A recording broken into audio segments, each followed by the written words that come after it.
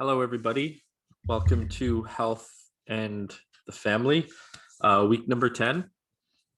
There's a number of things on the syllabus that we could be discussing this week. I'm kind of moving around and playing with the syllabus a little bit now, since we're at the end of the course, kind of jumping around, adding things, removing things. I'm jumping into the section from the syllabus titled Revisiting Sociological Theory, Family Ideological Complexes. I'm not sure why I called it that. I think the title is actually a good one. I think it's a productive one.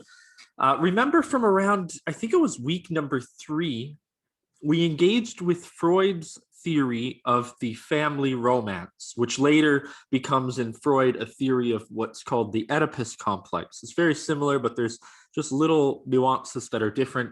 Basically the same structure, though, the same psychoanalytic structure.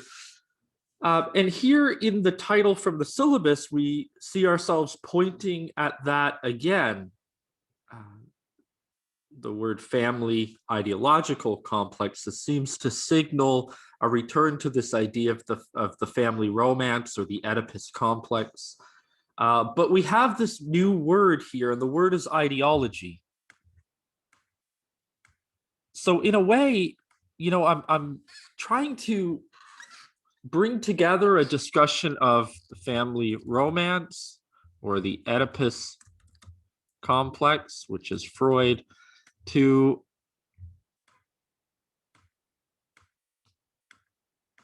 a discussion of ideology, which we see in the work of Karl Marx, of course, but also in the work of somebody I'll discuss more today, namely Althusser, Louis Althusser. So I want to signal this ostensible apparent difference between the Oedipus complex and ideology, while also talking about how they're both similar to some extent, right? Because on the one hand, ideology seems like a social concept, a sociological concept, whereas the Oedipus complex or the family romance seems to more be singularly about an individual psychical reality. In other words, it seems to be psychoanalytic.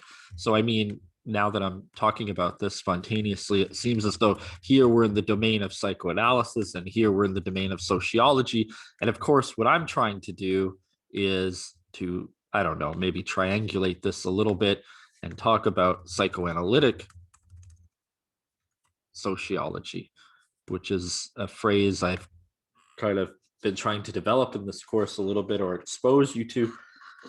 So in psychoanalysis proper, that is in Freudian psychoanalysis, we discuss the health of the child in relation to the primary social group and the relationships in the primary social group and various forms of internalizing and projecting through that group, which is the family. The primary group is the family, to put it very simply, and to put it in classical psychoanalytic terms, it's the family. But if we put it more in sociological terms, then we say the primary group, which is a very American way of signaling the first social interactions that we have throughout the earliest moment of our lives. It's usually with what we call our family, although it may not be traditional, some sort of traditional, say, nuclear family. It's the family nonetheless.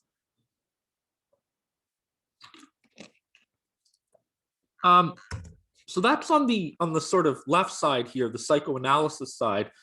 Within sociology proper, which is more on the right side, what we're discussing typically is not the psychical reality of the child, of the individual, in a sense. I don't really like the word individual, but just to keep it simple, we're discussing rather the group, from the side of the group, and we're discussing the social determinants of health. So it's within sociology uniquely that we get this expression, the social determinants of health. So we discuss something within society, we call it social structure or a social fact, as we saw with the work of Emil Durkheim, which compels us to act in particular ways and to suffer or not, in very distinctive, culturally distinctive ways. It's almost like the entire society becomes, abstractly speaking, our family, and the emphasis is a bit more on that rather than the individual vis-a-vis society. We're looking at society as such, social structure as such. I don't want to bore you with this too much because it's not our domain, but for some of you who expect to develop this further in the future, I would say that in contemporary psychoanalytic terms, or in the terms of what I call psychoanalytic sociology, over here, we tend to put the emphasis more, like underneath this left column, we tend to put the emphasis more on the subject, which is a synonym for individual, whereas over on this side, we tend to put the emphasis on the other, others, society, social group, social structure. Right. And so it seems to be almost like, we can play with this in any number of ways. We can use the sociological language of agency and structure, but you kind of see what I'm talking about. There are different levels of analysis, or rather, it seems to be different points of departure. One begins with the subject, the child, perhaps, and then moves to the various interactions and introjections and projections and relationships and so on. And the other seems to begin on the other side, in the social group itself, only to move toward some notion of what determines a subject, what provides a sense of agency, and so on. So within psychoanalytic sociology, then, we can discuss the way in which ideology as a concept, as a theory, is now something of a synonym for a wider application of the psychoanalytic notion of a family. Just very simply. I mean, we can't go all the way with this, but in a simple sense, it seems to work.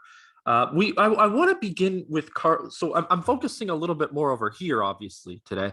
I want to begin with Karl Marx and Althusser. Karl Marx and Louis Althusser. Louis is the first name. What can we say about Karl Marx? Well, Karl Marx, of course, we should know this from taking any number of any other courses in sociology or elsewhere. I mean, it's impossible not to encounter Marx's name in the university. Some people even claim that to be a student, or a student in a broad sense, not just like an undergraduate student, like a thinker, to be a person who thinks within the university in the last more than 40, 50, 60 years, particularly in the humanities and the social sciences, it implies that you must in some sense be Marxian. It doesn't mean you need to subscribe to Marxist ideas. It means that you need to know them and know how to deploy them and employ them and put them to use, because in some sense you can't avoid Marx's ideas in the university. We can critique that if we want, or we can develop it, but it's something of a fact. To not ever hear the name of Marx before you graduate as an undergraduate student would be quite shocking to me. I would be absolutely shocked. It doesn't mean you understand it. It means that these Marx's ideas seem to be threaded throughout here and there of the contemporary university, certainly the modern university. What's going on with Karl Marx's ideas in a nutshell? I'm only going to give you a very quick, superficial account, because this is the task of another course, perhaps sociological theory, where you can go into much more depth and nuance and subtlety to look at Marx's work. But broadly speaking, what is Marx interested in? Marx is interested broadly in class antagonism, which means that although there are any number of classes, and we can name quite a few of them, there are, for example, the working class, which is the proletariat for Marx. There's the lumpen proletariat, which are not like Oompa Loompas.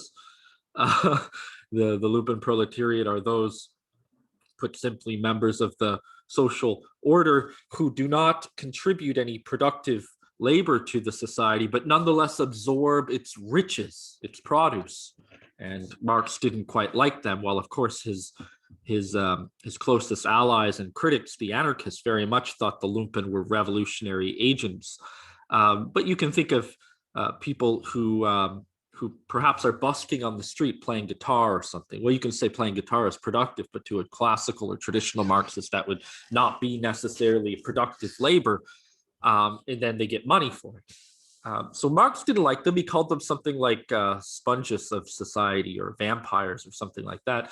But the proletariat's very significant. These are the working class. These are the revolutionary. All the revolutionary potential is in the working class, and they're up against the bourgeoisie, who are the, let's put it simply, the ruling class, not by virtue of who they are, but by virtue of what they have and their social location within a system, a social structure.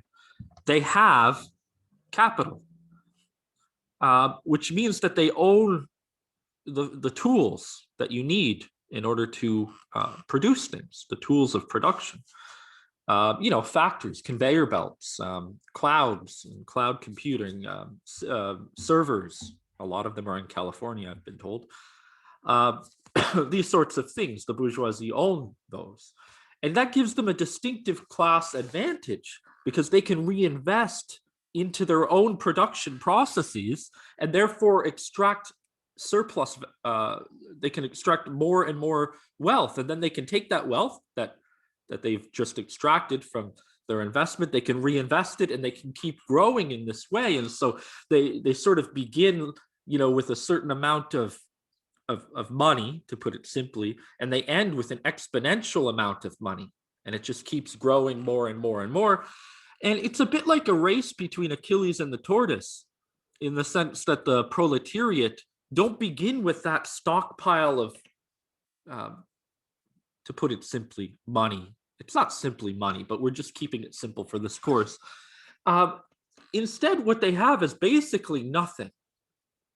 They have basically nothing. There is a middle class here known as the petit bourgeois, a managerial class, but we're just going to put that to the side. The movers of history for Marx are ultimately the proletariat and the bourgeoisie, but mostly the proletariat. The proletariat, all they can sell really is their labor power, their bodies and minds, and what they can do with that energy. So they become like a battery for the bourgeoisie. Okay, so we have these two classes. And you would think that when we talk about class war or revolution, it's about eliminating the bourgeoisie. It's not that simple. We have to be very clever here. We're not trying to overthrow the bourgeoisie as a class, or like to overthrow Bill Gates or whomever. It's not personified in that sense. What the basic struggle for Marx is between the class system as such that designates particular people to particular zones of productive activity and relationships, namely the proletariat, versus the class system as such, which means that ultimately what you abolish in a revolution for Marx is the fact that you are a working class person. You abolish that very understanding of yourself. You can, at a time of a revolution, you are no longer the proletariat.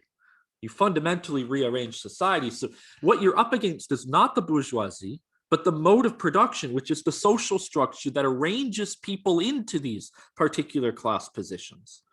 Thus, the proletariat is not versus the bourgeoisie, but the proletariat is versus the system which designates people to these particular compartments within their economic and political relationships with one another. So already that's a pretty significant rereading of Marx, and we have to be attentive to it. But there's another element here that's important, and it's the reason why I'm really introducing Marx today.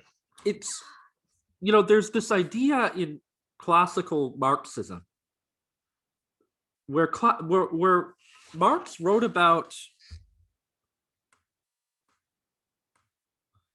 I'm just going to put it off to the side here, a distinction between the class for itself and a class in itself. And it's a question of how the proletariat can move from one to the other. a class for itself and a class in itself.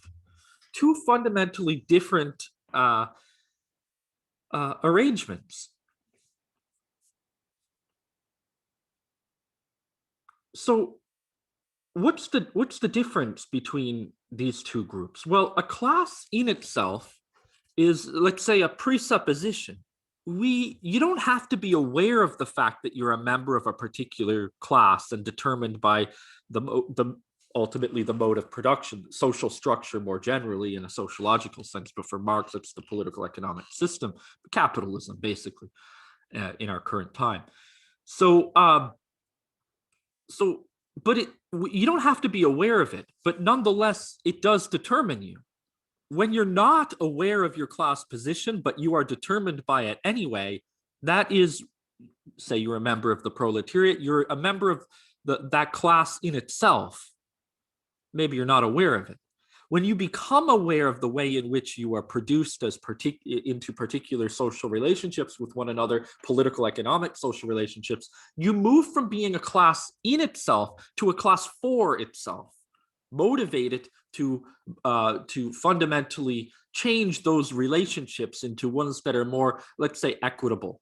To put it very simply, I'm not convinced that Marx was ultimately about equality, but nonetheless. So the question then becomes, and in this movement of a class in itself toward a class for itself, you have the possibility of revolutionary potential where you could overthrow the bourgeois mode of production and institute throughout time, with some time, communism, to put it simply, perhaps by passing through a period of socialism, and those are not the same thing. Socialism as a transitionary phase to communism was Marx's thesis. And we can agree or disagree. We're just trying to make a simple case, paint a simple picture of what Marxism is all about. Okay, the question though becomes, in all of this, why doesn't this happen? Take, for example, in recent history, Occupy Wall Street. When Occupy Wall Street happened, it was very clear that we moved from being a class in itself to being a class for itself. All of a sudden, everybody says, well, the rich, the wealthy, everybody's aware of exploitation today. Everybody's aware, perfectly aware, almost everybody, of the fact that there is a 99% and there is a 1%. That's verbiage. Those are concepts that came out of Occupy Wall Street. But nothing changes. Why does nothing change? This is the question, and Marx was already interested in this question very early. And his answer to that question, why there is not a revolution, is ideology. Ideology and alienation, but we're not going to talk about alienation today. Ideology is the reason why nothing has changed, or at least it's a factor. So what is ideology? Well, for Karl Marx, ideology is always bourgeois ideology, which means it always serves the dominant social structure, the mode of production. Ideology presents the antagonisms between the classes as if they are perfectly natural, as if they are in harmony. Marx claimed that he gave the analogy of a camera obscura, which you can Google if you want, but to put it very simply, this is how all cameras work. For example, I just bought a new telescope. I have it beside me for my son and I to look at the sky, and I think it's called a refractor telescope. I don't know. Forgive me if I got it wrong. But this type of telescope, when you look through it, everything's inverted. It completely inverts everything. And in fact, that's how our eyes work, and that's how cameras work. And then there needs to be a mechanism to invert it once again so that it looks the way it actually looks in the real world. If you put yourself inside of a dark box and you put a pinhole in the wall, and outside there's sunlight and so on, the light will come through the hole and project an image behind you on the wall, a bit like Plato's cave, and it will be inverted. It will all be upside down. This is what a camera obscura does. It takes objective material reality, and it presents it in an opposite way. So the function of ideology then is like a camera obscura for Marx in the sense that it will take opposing tendencies, the opposition of worldviews between the proletariat, who are simply aiming to satisfy basic everyday needs, and the bourgeoisie, who are simply interested in reinvesting to the exponential increase of their wealth. It will present these two opposing worldviews as if they both start from the same position, and they both have the same orientation, and they both have the same desires and dreams in the world. And they don't. They fundamentally do not. When you start from two different positions, you have two different worldviews. So all ideology tends to be in the image of bourgeois ideology. It's inverted. You don't see the world for what it really is. It's upside down in a sense. Okay, so magicians took advantage of this, and they did all kinds of interesting tricks. For example, you can find it on the internet. There's a magic trick where there's a vase. Let's pretend this is a vase, and then there's a rose, and the rose is right side up, and the vase is upside down underneath it. So you have the vase and then the rose like this. Vase is like this, and you have a concave mirror and another flat mirror, and you have your eye at a particular vantage point, and it takes these two, if you look in the mirror, it takes these two opposite, the flower outside of the vase and the vase upside down beneath it, and it puts the flower inside of the vase to make them look like they're in harmony with one another. This is the trick of ideology, and this is what ideology does to the inverted class relations, where we obviously in our material everyday lives, we have different interests and we have different incomes and different potential, proletariat and the bourgeoisie. But ideology will present it as if everybody should have equal voting power, everybody's got the same interests, and so on and so on. Okay, well, that's Karl Marx. Karl Marx didn't go much further than this in developing an idea or a theory of ideology, except to proclaim that something like this seems to be in existence. It was Althusser, or Althusser, Althusser, who developed, or I think it's ER at the end, sorry, who developed a theory of ideology in an essay that came much later, titled Ideological State Apparatuses. Ideological State Apparatuses. And again, I'm not going to give you a full theory of his theory of ideology, as much as I want to. I'm very tempted to. Again, that's more for a theory class, but I do want to give you a sort of broad, superficial overview of how he developed Marx's ideas of ideology into a full account of the theory of ideology, and hopefully that'll bring us to something soon enough. Okay, so just so that you can kind of follow where we've gone so far, we've moved from, we're talking about ideology, and we've moved from Marx, and now we're going to talk about Althusser. Excuse me. Well, for Marx, all we had, remember,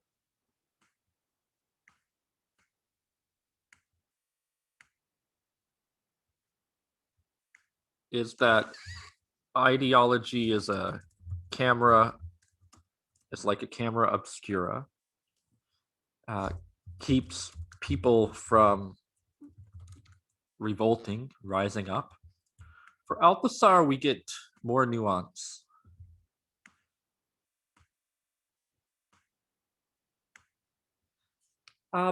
First off, Althusser claims that ideology is a structure, just like any other social structure. So, for example, when we were talking about Durkheim before as having social facts as a sort of key elements or ingredients within a social structure, for Althusser, ideology is the social structure, which means that it determines us, which means that it exists independent of us, and so on. I mean, he didn't use the word determine, he used the word interpolates, which basically means it determines us as subjects of ideology, as subjects of the mode of production, as subjects of social structure, or rather of society, contemporary society as such, if we want to abstract from this and generalize much more.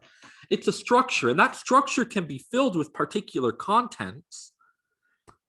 So we can talk about different types of ideologies in the plural, but we're trying to talk about ideology as such for the moment before talking about bourgeois ideologies in the plural. In other words, ideology as structure should be differentiated from all the various contents, all the different types of ideologies that could exist. So we can discuss ideology scientifically. It is an eternal structure. Althusser says that ideology is just as eternal as the unconscious, which means that it's always in existence. You can't get rid of it. There's no, this is an exact phrase from Althusser, there is no outside to ideology. Ideology as such, ideology as social structure. Ideology as a structure that determines us, there's no ever removing it. This is a very fundamental and important point because it's counterintuitive to what we usually think when we talk about ideology.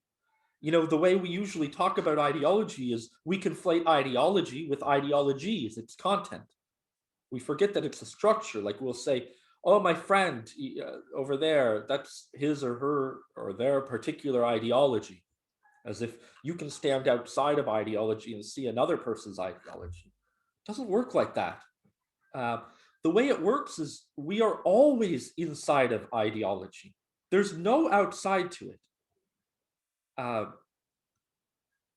We miss the point when we claim that other people are ideological or ideologues. You know, there's a popular Canadian psychologist whose name I won't mention, who goes around and I think he misses the point. He's always talking about how particular academics are ideologues.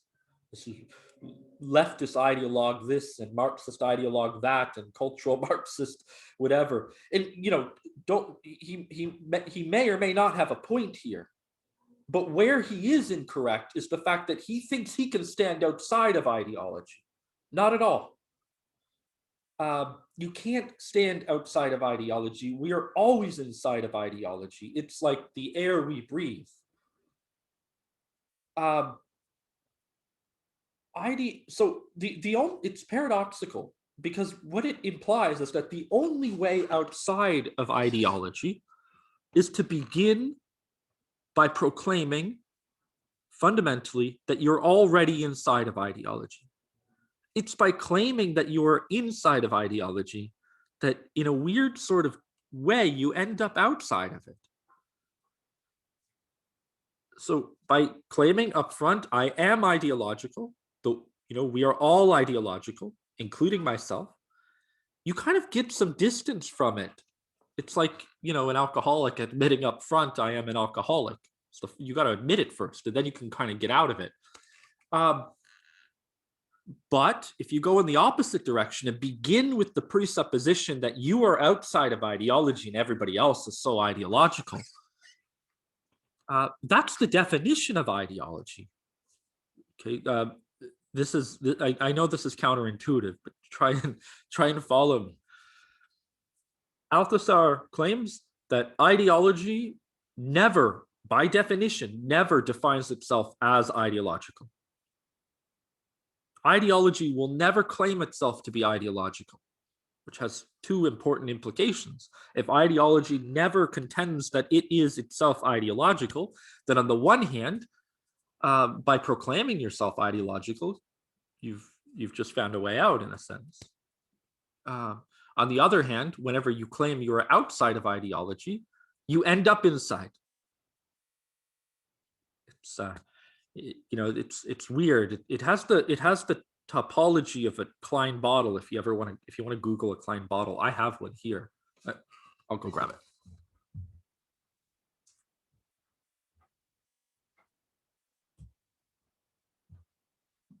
Okay, so this is a Klein bottle. And the way it works is, I'm just gonna take a little piece of sticky note, roll it into a ball. I put it inside and it's gone down here. It's now outside the bottle. Wait, sorry. And now it's inside. to go in, it needed to first go out. And the same way, it's inside right now. And the weird thing is, to get it out, it has to go further in. I know it's really hard to kind of follow this, but I just want you to get the basic idea of that paradox. The only way out is in, and the only way in is out. Because the ideology never proclaims itself to be ideological by definition. Okay, so these are some, I mean, there's other developments here with Althusser, but I'm just going to bracket all that because we don't want to have a comprehensive picture of their theories. We're trying to work towards something in this class and maybe some sort of concluding point, hopefully. This brings me to the work of, which I believe is on the syllabus. It might not be, but it's okay if it's not. Of a person named Jean-Francois. I don't know how to spell it off. I think that's right. Lyotard. Jean-Francois Lyotard, whose widely influential essay for the Quebec government of Canada, titled "The Postmodern Condition," a report of the postmodern condition, a report on the status of knowledge. That's the title of his essay, which you can get in book form. It was published in 1979, so after Marx, after Althusser. Lyotard was the first to elaborate and use the word postmodernism. This is where all of postmodern thought really comes from. At least postmodern thought that recognizes itself as such, which is to say almost nothing, because nobody calls themselves postmodern. And his claim is that there is, in the late 1970s and the early 1980s, there's an inclination that, or let's say a growing suspicion of what he called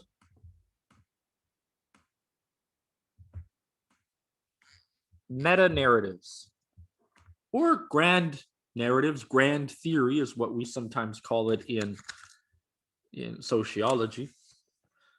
He said the suspicion toward meta-narratives, what he called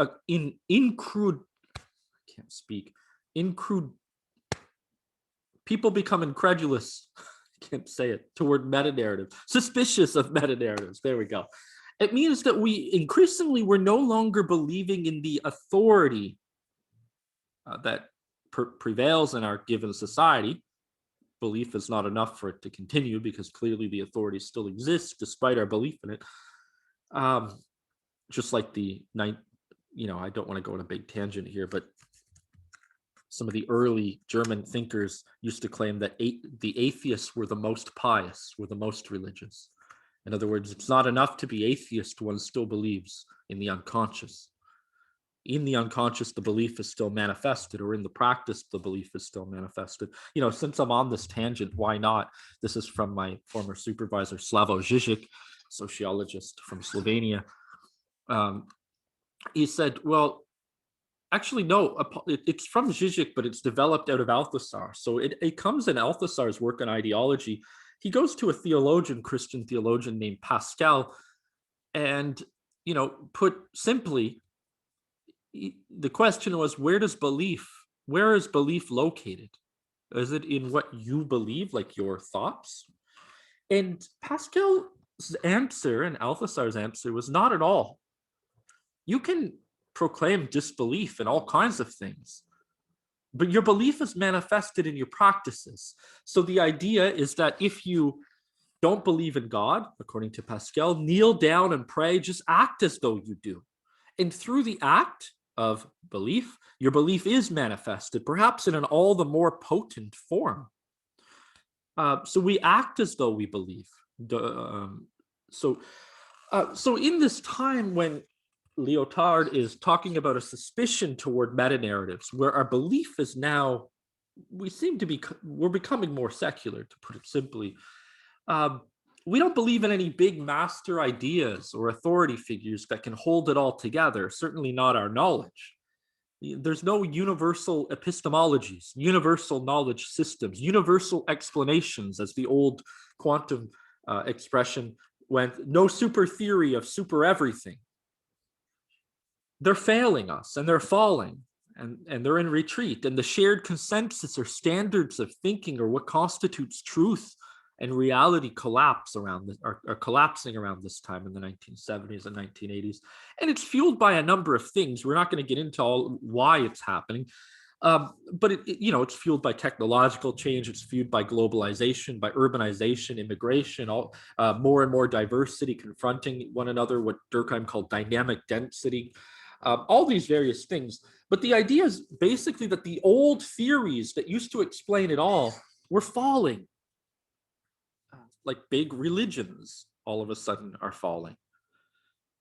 We start to attack belief for being fundamentalist. It's like the very idea of belief is fundamentalist suddenly. We can't bear the idea that you could believe anything or have a conviction or be in fidelity to something anymore. All of these things fall. In early American sociology, through the work of C. Wright Mills, we have the attack on grand theory happening. Marxism itself is a grand theory, a big explanation, big theory, and that suddenly loses its power, and people don't don't care so much about it anymore. And where they do, it's displaced. It's not the big theory to explain everything. It's one theory alongside an infinite array of theories. But let's look more on the ground. People begin to become more and more suspicious of all authority figures. Teachers, you rate your teacher. You think you know better than your teacher, and you do. You're right in that belief. Your doctors, because you go to WebMD or whatever, and you're probably right. Police, judges, presidents, everybody suddenly in the postmodern period believes that they know better than these other people. And again, I'm not suggesting that you're wrong in that belief. We are wrong in that belief. I think we're right in that belief. That's not the point. But it goes deeper than this, because what happens is that people become more and more pragmatic. Practice. The root word of pragmatism is practice. Practicalities. So the word pragmatic is therefore overused in Lyotard's work. He uses it in most of the chapters. Pragmatic means, instead of trying to get to a big universal truth about something, to understand the world through big theories and big ideas, you focus rather on the moment, spontaneously, and what is truthful in that moment, what works for you in that moment. Whatever has immediate utility in solving your crisis or your issue or your problem in this particular moment in time is true for you. And it could be completely different than what the answer is in 10 minutes from now. That's not the point. There doesn't need to be consistency there. Once you have consistency, you approach universality again. And in the postmodern moment, it's a moment, and we're sort of fleetingly, quickly patching up holes, fixing problems on the fly, whimsically. The motto of this period is whatever works, which incidentally is also the name of a Woody Allen film. Okay, well, Lyotard was sort of celebrating this logic, postmodernism. It was a good thing for Lyotard. People forget that. He's one of very few, perhaps the only one, who thought it was a good thing. The idea was that it's pagan, and Lyotard celebrated paganism, belief in a multiplicity of gods, which becomes rendered as a multiplicity of truth claims. He was championing it because he thought it was like sticking it to those in power. He thought there was some sort of anarchic potential there, revolutionary. And I'm not going to lie, I mean, around this time, I was quite young, but I thought it was quite revolutionary too. I wrote about it. I published about it. What he didn't suspect was that this attitude was perfectly consistent with capitalist logic. This is where things are starting to come back to the points I was making before. Capitalism also attacks nodes of power in this neoliberal or free market version that we're currently in. But also, we might say more generally, capitalism disregards authority.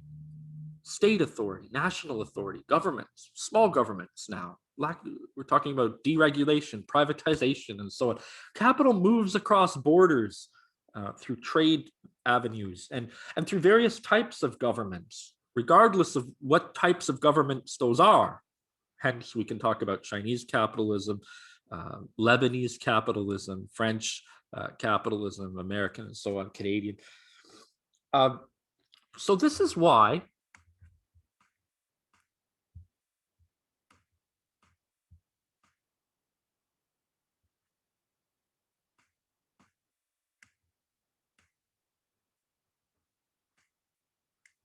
another thinker named Fredric Jameson must be talked about in parallel, in tandem with the work of Francois Lyotard. Jameson, a Marxist, Lyotard attacking Marxism for its universal pretensions, grand theories, and so on. Fredric Jameson, who wrote the preface to Lyotard's book, by the way, wrote an essay. Jameson wrote an essay in 1984, turned it into a book in 1991, titled, excuse me,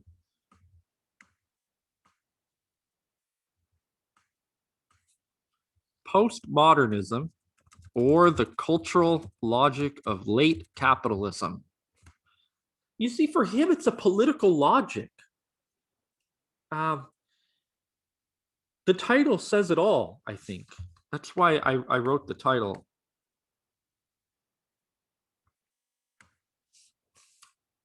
Postmodernism, the incredulity, there, I said the word this time, the incredulity, the suspicion of authority, of meta-narratives, of universal epistemologies, and so on. It is the cultural logic of the latest stage of capitalism, which means finally that it is, if we're talking about cultural logic, it means that it is the ideology of late capitalism. It's an attitude, a sensibility, a suspicion of authority, and so on. It's a belief in free choice. It's a belief in the individual's sovereignty, and so on. All of this, it's perfectly consistent with late capitalism. It's the justification for late capitalism and for its mode of class division. So Jameson claimed that this is the ideology of late capitalism. Postmodernism is not simply an art form. It's not something we freely choose to be. It is the ideological environment, the ideological condition within which we think and we act. So, you know, when, for example, particular thinkers today, and you may hear them if you go to YouTube, thinkers who I may or may not, personally respect, that's not the point about whether they're right or wrong. We're trying to do an analysis. We're not trying to condemn or condone or win some sort of moral argument here. We're trying to do some analysis. There's a few, the problem today is not that there are some postmodern professors out there, some cultural Marxists, there's the word cultural, some ideologues, some leftists or Marxist ideologues. I'm not doubting whether or not they exist. That's not my concern. The problem is not about postmodern individuals who have taken hold of institutions and so on. Remember, from Althusser, ideology never proclaims itself to be ideological. Find me a professor who claims himself to be postmodern. Find one. I really don't think you'll find one. And if you do, they're probably not that, they probably don't understand the history of the word postmodernism, because postmodernism is, as one sociologist who I quite respect, who's now retired, named Charles Lemert. I'll write his name up here because I think he's a really great thinker, underappreciated. He wrote a book, Postmodernism is Not What You Think, right? And I think that's really important. People don't just think themselves into cultural Marxism or postmodernism, whatever, whereas other people are outside of ideology and they're not ideologically cultural Marxists or whatever. We're all postmodern today. That's the problem, according to Jameson. Some of us are more aware of it than others. Those who accuse other people of being postmodern, thinking they have some sort of astute position outside of ideology, are by definition the most postmodern. Hence, they'll talk about red lobsters and things like that as the foundation for so much of our lives, which is just absurd. So the question then becomes, why all this? What does this have to do with health? What does this have to do with the family? Well, it's really hard to teach some of these courses today that are in the postmodern universe, the neoliberal university, without all of this sort of development of theory. You need this theory to understand what's going on in the family and health today. And unfortunately, when you're not getting these theories outside of a course like this, it's hard to cut into what's going on today. But I've tried to do a little bit today to open up, finally, a discussion. There is what John, I think it's Bales, might be wrong about that. I don't know if it's Bales or Bales. I don't know. There's what John Bales describes in his blog, which is posted on the syllabus. Which, if you're not going to read anything, at least read this. It's a really it's fun to read, and it resonates with me. If you're a parent, especially, or you work with kids, I really encourage you to read it. I want to know if it resonates with you the way it does with me. Well, John Bales is describing what he calls the neoliberal parent trap. We could say the postmodern parent trap, capitalist parent trap. I use all these words quite synonymously. It doesn't matter to me. The neoliberal parent trap is described within the context of neoliberalism, of postmodern capitalism, which has a certain cultural logic, now that we've developed it, which has an ideology that keeps us from challenging its fundamental way of structuring our relationships in space and time. Late capitalism, postmodern capitalism, whatever you want to call it. Well, what we have been calling postmodernism is just another way of expressing what's written there in the first sentence of this blog, which is the concept of a culturally dominant. Pay attention, because Fredric Jameson invented this expression, as far as I know, of the culturally dominant. He always says culturally dominant. Postmodernism is a cultural dominant ideology today. The concept of a culturally dominant neoliberal rationality is well established. It often comes down to that negative refrain, there is no alternative. We feel enmeshed in ideology when we realize that this is the only conceivable way of parenting, of thinking about health, of raising our children, and so on. When we say, well, this is all that I understand, this is all that I know, this is all that makes sense to me, we're in ideology. We feel there's no way out. So we take it for granted that the evidence speaks for itself and all of this other stuff, right? That children and parents should relate in particular ways.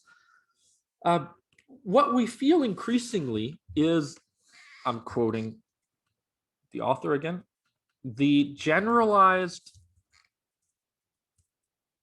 demand on us as individuals to be self-made achievers and take personal responsibility for our living conditions. I nearly wrote our loving conditions, which would have made just as much sense, I think.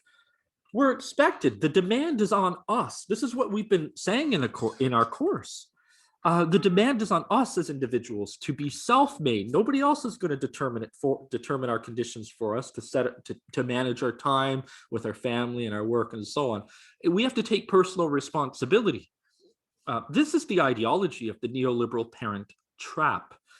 It's related, of course, as I just said, to new time management strategies, whereby we have to figure out for ourselves how to solve our schedules and to create some sort of semblance of a work-family balance, and how to separate our family from our work lives and schooling and so on. This used to be done for us, as we know from this course, and it used to be through some sort of an external regulatory device. That's what I call it, an external regulatory device, which is a ideological device deployed by, used to be by our employers, but now that has fallen. We don't trust in their authority to regulate our time, and so we must, we used to have to work from 9 to 5 and so on. Now we're asked to do the impossible. And when we can't manage, when we can't take responsibility for our own lives, when we can't make, I wrote self-made, it should say made, self-made up there. When we can't achieve, take matters into our own hands and produce our own achievements and so on, we feel guilty. We feel ourselves to be failures, to be unsuccessful, to not be enjoying ourselves, and to be and to do it all with grace and with a smile. But what if it's not us who are failures?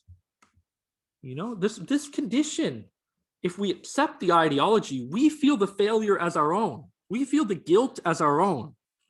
But if we accept that it's ideology that produces us into this feeling of guilt and failure and so on, then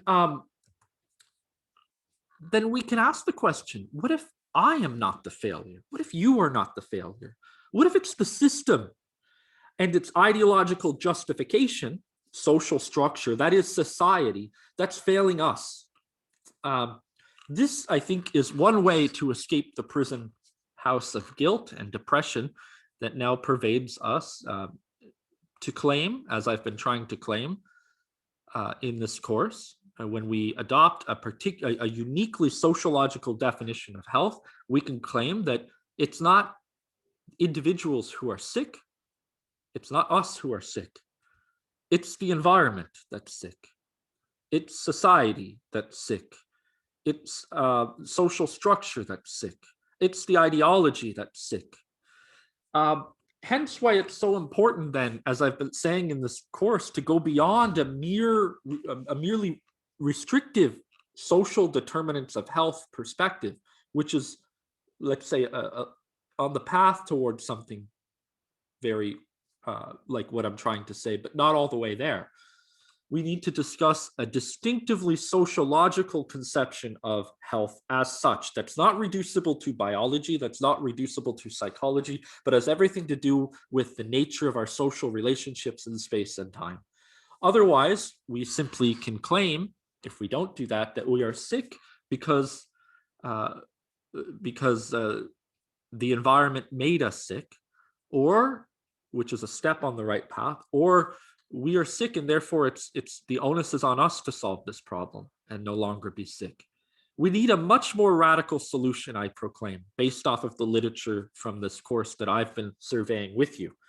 And spontaneously, I would say today that we need this very radical solution, beyond a little bit further than social determinants of health, a much more radically forward-thinking position that says, we are not sick as individuals, we are rather courageously trying to heal ourselves through our symptoms, through our suffering, from an environmental sickness. The system is sick. Ideology is a sick ideology. Neoliberal ideology is a sick ideology. And the ideology of our society is something like society's mental health disturbance. So we're asked that, as the author writes,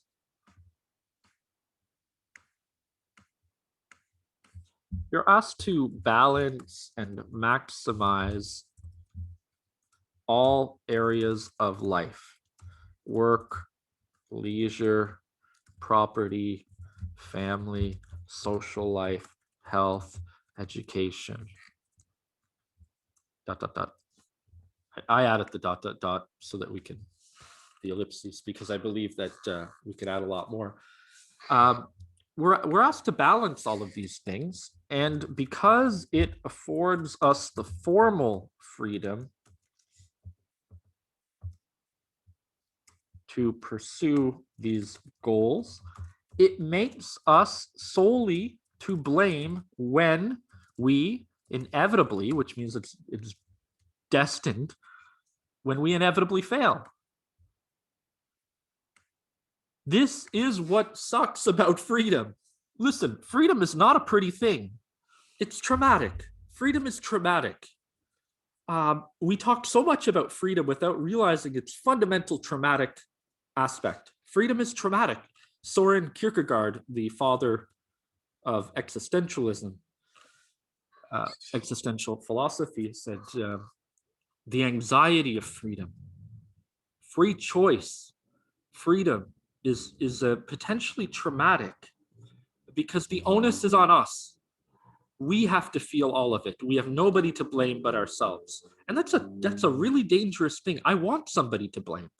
You know, in my personal life, I call it my something to complain about theory. We need something to complain about so that we can distance ourselves from the negative feelings that result when we don't measure up to something. Am I not measuring up to an ideal I give myself, or am I not measuring up to an ideal that somebody else is setting that's an unjust ideal? It's better when it's somebody else's ideal that I'm not living up to. When that happens, we have somebody else to blame. Another person. There's another person here that, this is another person, the author of this blog, who's making claims that I've been making in this course, justifying them to some extent. And I'm really happy. My narcissism is really being massaged here a little bit. He writes, I'm going to quote, I'm not going to type it out. You can find it in the essay yourself if you like. Perhaps the clearest contradiction within this demand is that in the concept of the work-family balance, or the pressure to have children, provide them with unlimited care and attention within the confines of a nuclear family, and still continue to do everything else. It's the clearest contradiction, according to the author. And then finally, we have the innovative idea, which I want to type, but it's very long, so I'm not going to. I'm going to read it from the blog. Neoliberal ideals recreate family as a replacement support network. I want to repeat that because it's a new way of saying something we've been saying before. Neoliberal ideals recreate family as a replacement support network for a shrinking welfare state. We don't have social infrastructure, so the family has to look after itself. Keep it in the family. That's a terrible impression. It is thus our duty to form familial support blocks, and those who don't are demonized as irresponsible, as they have chosen to be a social burden. The obvious irony here is that it's often neoliberal capitalist mechanisms that split family networks in the first place.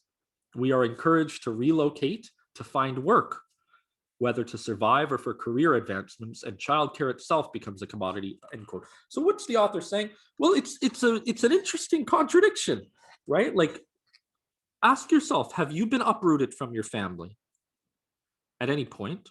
Do you know anybody who has been for the purposes of work or education, or maybe a dating life? We're compelled to. If you haven't yet, because we are in rural Canada, you will be probably. You'll be asked to relocate. I was born in New Brunswick, and we had a real problem. I mean, they call it brain drain, but there's more than brain drain happening. Young people are just going out to Alberta to get jobs. And it's become a serious talking point there. We're uprooted from our families, from our loved ones, and then we ourselves are asked to take care of our families. It's a paradox. It's a contradiction of neoliberal ideology, and the author's right to point this out, I think. I certainly feel it. Here I am all the way in North Bay. God, I can't tell you what I've been through the last 10, 15 years, and ask yourself the same question. Apologies, I have to plug in my laptop.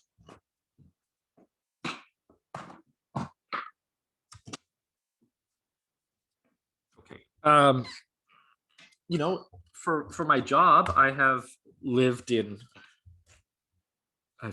Kingston, Ontario, and Toronto, and Mississauga, and Peterborough, and Miramichi, New Brunswick, Fredericton, New Brunswick. I've lived in Michigan, United States, Lebanon, Switzerland, India, The future might be Russia. So, and I'm not unique. So it seems like a really nice and a concise way to summarize a lot of what we've been working through in this course. Really, yeah, it's really concise. Part of the fantasy of this new situation,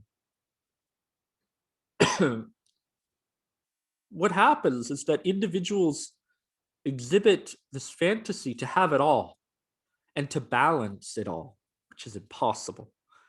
Balance becomes something of like a new religion, an ideology, new religion of late capitalism.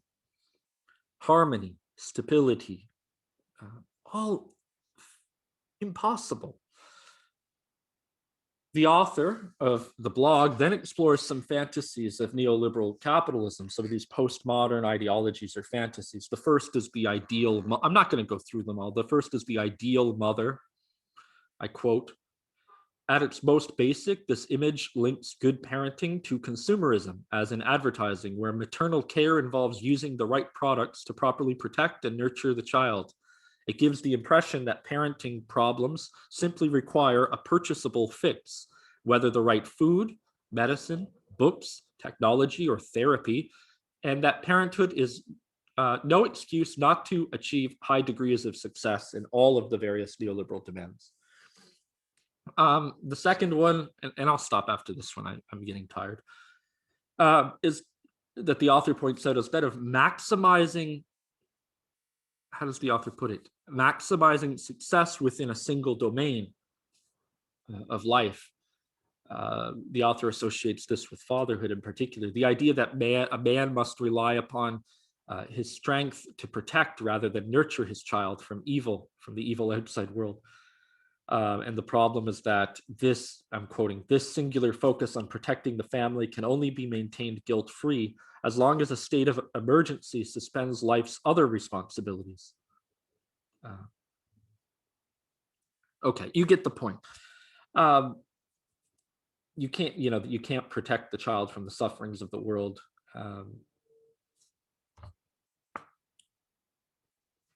That part of the essay made me think of Buddha, who I think I've brought up before. The idea that Buddha was overprotected by his father. The rest of the family didn't like this. It's like they had an intuition there was something tremendously tyrannical about sheltering people from suffering in the name of care and security. There's something tyrannical in shielding people from experiencing their own suffering in the name of care, which is what the father did it in, Buddha's father. Buddha went on to live up until, I think, a young adult, if I remember correctly, never seeing death. They protected him from ever seeing a dead animal, anybody sick, anybody suffering.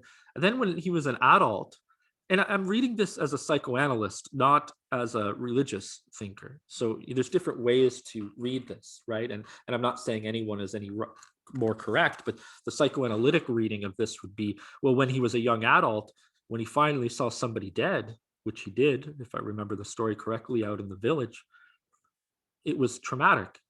It provoked, I would say, a psychosis in him, which made him into a saint. Something like a saint. So that's another neoliberal fantasy, to care so much. I would add quite a few others in here too, like the ideal that we must always be happy and we must always speak in a way that doesn't hurt anybody. These are all potentially ways of nurturing and caring that are compelled of us in neoliberal ideologies, so that we cannot feel the monstrosity that is hidden within. I'm going to stop there as all the threads start to untangle for me. Wish you well. Please stay in touch. Bye-bye.